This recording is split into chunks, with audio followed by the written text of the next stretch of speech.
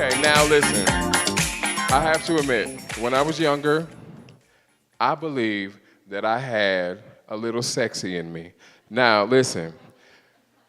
There's a difference between nowadays. I'm confident I can let one button down. I'm confident. But back in the day, when I was in college, I believed that the only time I had sexy in me was when I could dance. I didn't care who was around me. I would just dance. I danced and danced, and some girls thought it was sexy. So one time, I saw this girl eyeing me at a dance club.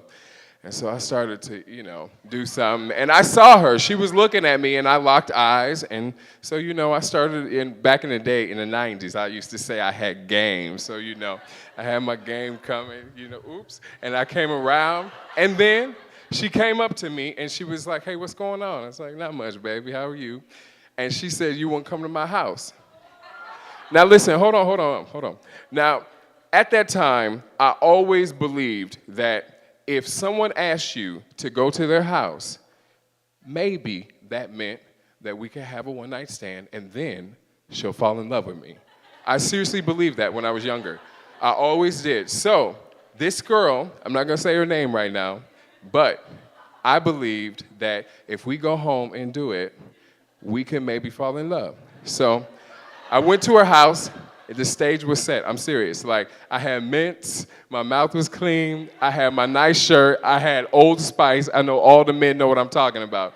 The stage was set. We started to make out, and I have to say this first before I start. Now, everybody has their fetishes, and that's fine. I'm not judging you. I have fetishes too. That's okay. But my problem with that is you have to let me know about your fetish before we do something. Right? You shaking your head. You know exactly what I'm talking about. Now listen.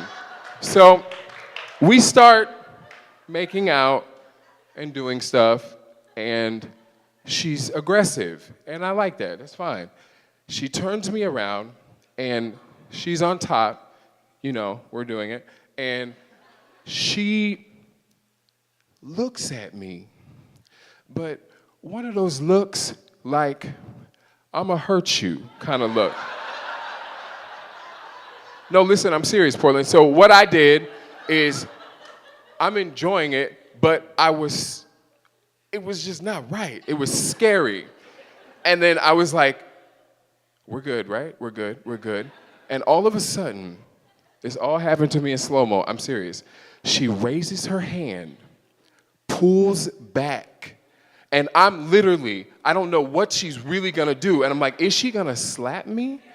And all of a sudden, she slapped me so hard that I literally turned and I said, ah! and I told her straight up, I told her to go home. She literally got up and said, what happened? My whole face now looking. I like to call myself mocha. You can't really tell if you see me slapped. My whole face was red, and I was butt naked, and I looked at her, and I said, look, I thought we were gonna love each other. I thought this was gonna go great. I'm standing here telling her this. I said, you just hurt me really bad, and I cannot do this again. And I really thought that we were gonna love each other and we were gonna be together forever, but she slapped me and she did not give me warning. That's all I'm saying. I like being freaky, that's fine, right? It's okay to be freaky, but you better let me know, okay? So,